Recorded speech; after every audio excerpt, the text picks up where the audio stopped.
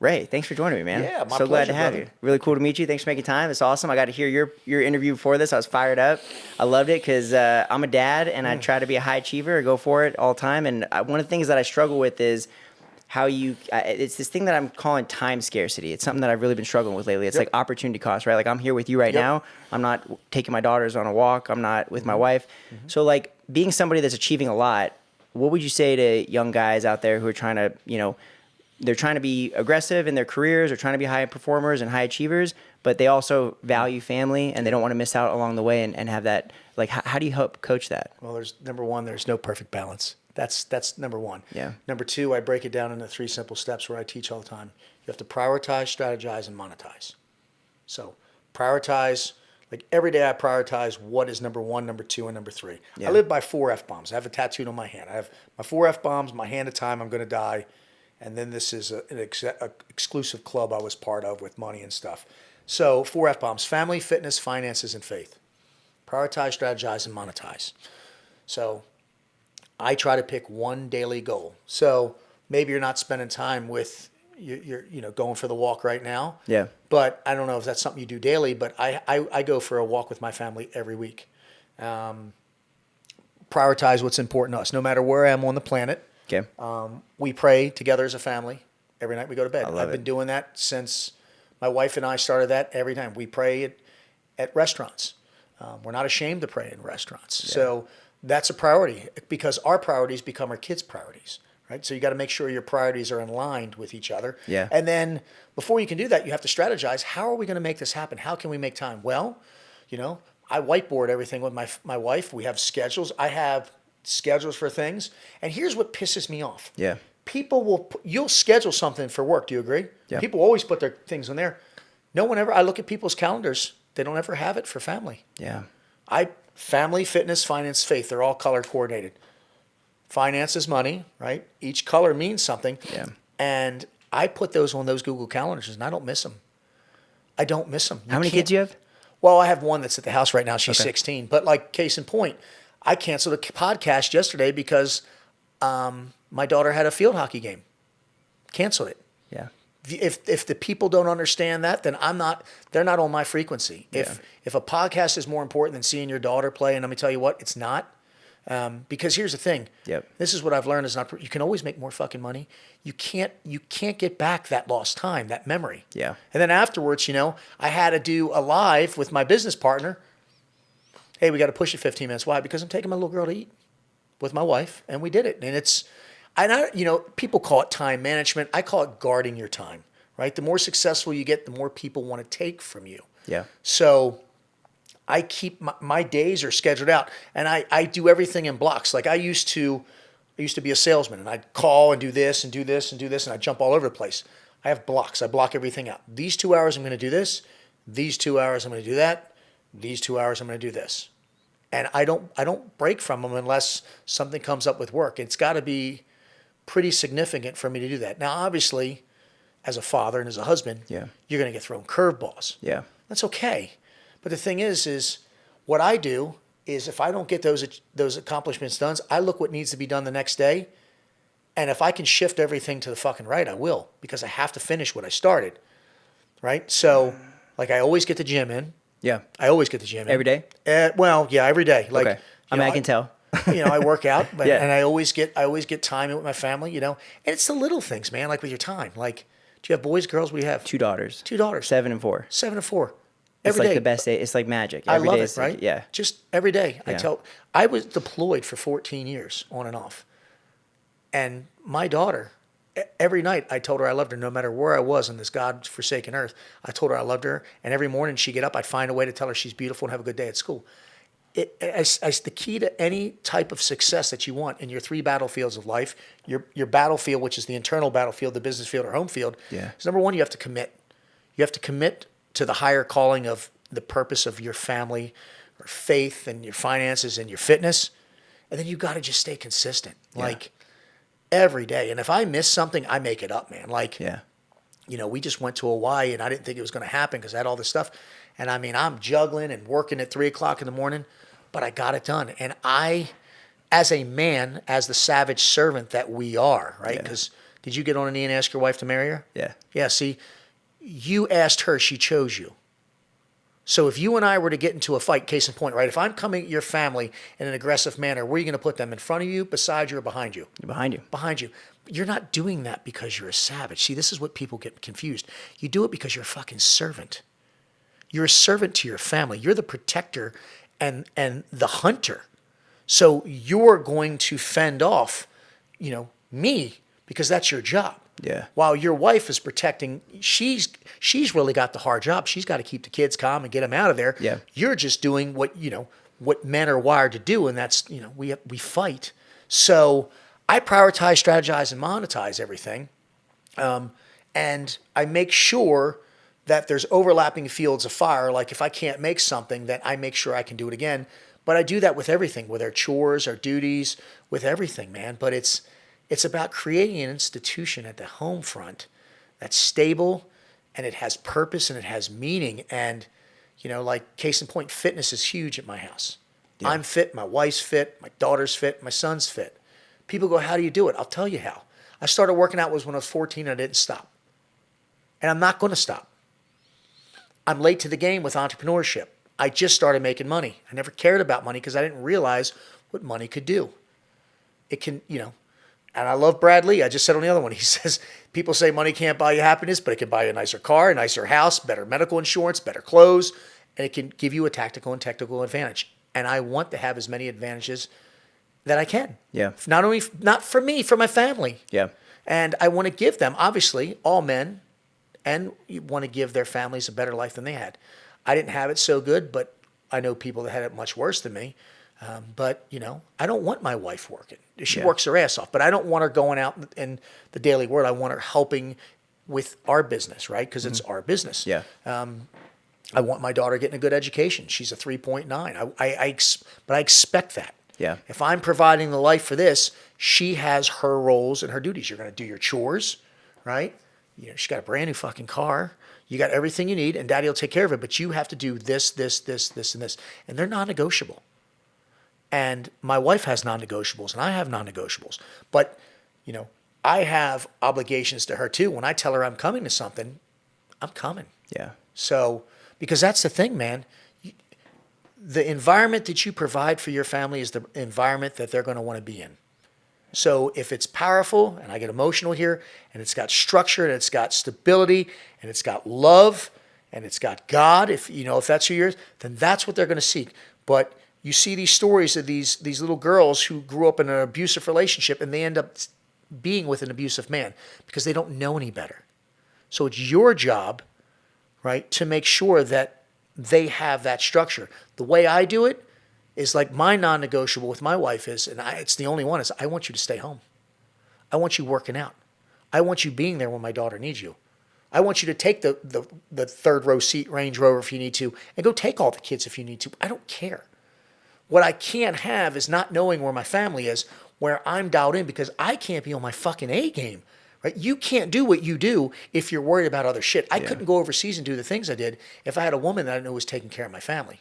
But when you're dialed in, when you're locked in, when you've got that front sight focus, and you've got your soulmate that's running on the same frequency as you, fuck, dude. Yeah. It's just, it rains and pours of awesomeness. Yeah.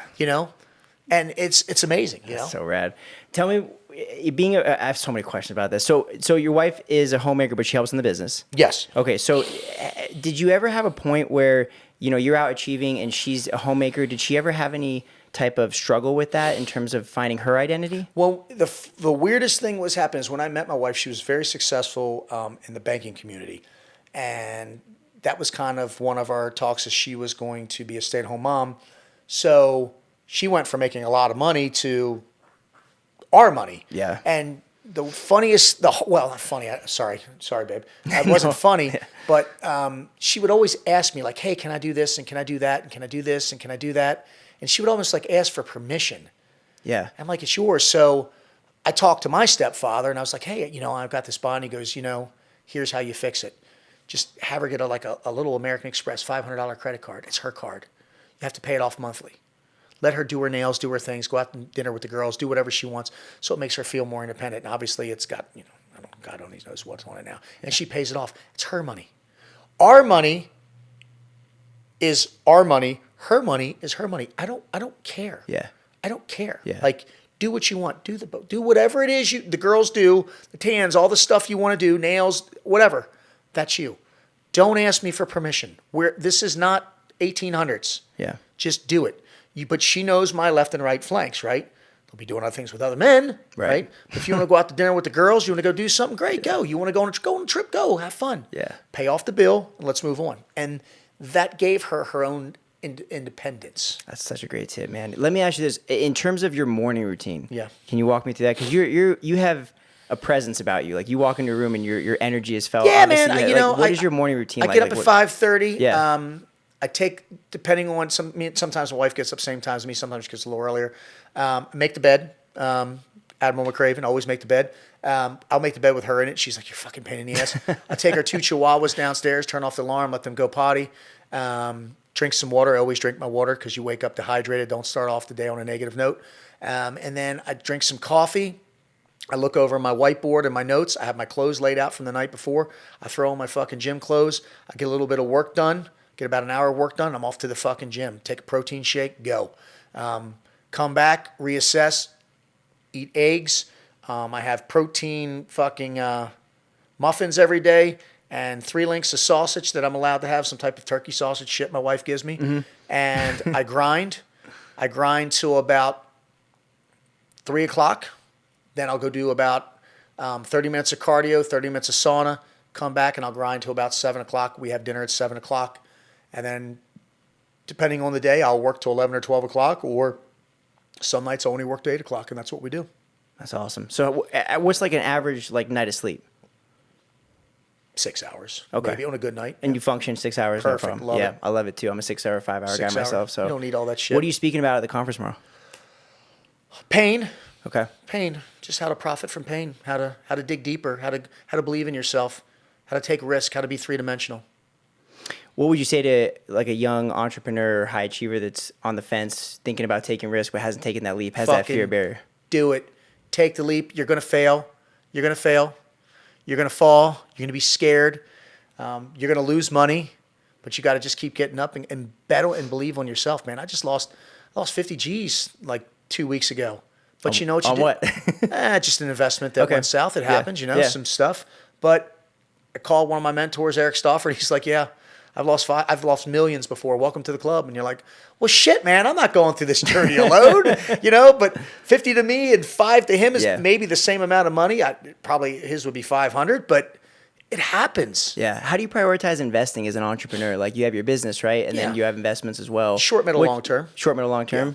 Where would you categorize each? Like, how do you prioritize what's going where? Well, I mean, my more aggressive investments go into, short term. Mm-hmm. Then, real estate and stuff's more my middle, long term, depending if I'm doing Section 8 or wholesale. Wholesale is pretty much my middle right now, and then a couple properties here and there. I mean, I just bought a Demon 170. It's a very rare car, 1,025 horsepower Challenger. I'll hold on to that, and hopefully that'll be worth double, triple the money in 5 years. I mean, there's different ways, Yeah. I help people in a very traditional sense around retirement income. That's my core competency. Yep. What's your thoughts on retirement, like traditional retirement? I was curious about entrepreneurs and how they feel about retirement. You mean like my 401k, things like that? Yeah, like the traditional, like, get to 65, hop on Medicare, take Social Security, and retire. I mean, maybe that works for everybody else, not me, man. Are you going to work till 80s, or I'm going to work till it's not fun anymore. Okay. I could probably stop. I'm 52. I could probably stop working at 60, but I'm going to work till it's not fun, until I decide I'm not making an impact on myself or others. And then, I'll be a granddad, and I'm going to fucking just enjoy life, and I'm going to work out till I fucking die and do things with my grandkids and spoil the shit out of them, fill them up with sugar and candy, go to my daughter's house and dirty up the house and make a mess and then leave. That's what I'm going to do. I love it. Last question, man, and then we're going to roll. What is your mission? Like, where are you focused right now? Impacting as many human beings as I can by showing them that pain can be turned into profit and power. Just go to the dark. People run from the dark, run to the dark. That's it. Everybody runs to the light. Fuck the light. Run to the dark. Think about it. If you stay in the dark long enough, your eyes will adjust and you're fine. Do you agree? Yeah. Turn on the light and turn it off. What are you? Blind. You don't need the light. You can function in the dark. Yeah. And you can actually function better. Just like if you close your eyes, your other senses heighten. Think out of the box. Yeah. That's all it is, man. Like, so many people are so be unconventional. Stop being so fucking conventional. Yeah. No. I want fuck you money. Yeah. To help people, not Right. for me. I don't want anything. Yeah. I don't. I have everything I need. I want things. I'm already looking for shit in schools for my kids, kids. That's what I want to do. Yeah. I want to create. I don't want to entitle them, but I want to give them advantages. Yeah. There's nothing wrong with that. And if people don't like that, they can suck it, man. Dude, let me ask you this question. I think about this all the time. So obviously you talk about entitlement, right? Like we want to create generational wealth for our families. We want to make an impact and we want to bless the world and you need wealth to do that, right? So one thing that I think about a lot is like, what could your kids reach? Like what could their potential be if they had opportunities you didn't have, right? So I always think about that. Like if you did have wealth and your kids grew up in that, not to entitle them, but like what could they then go take that and then do? Is that your motivation or what do you think about?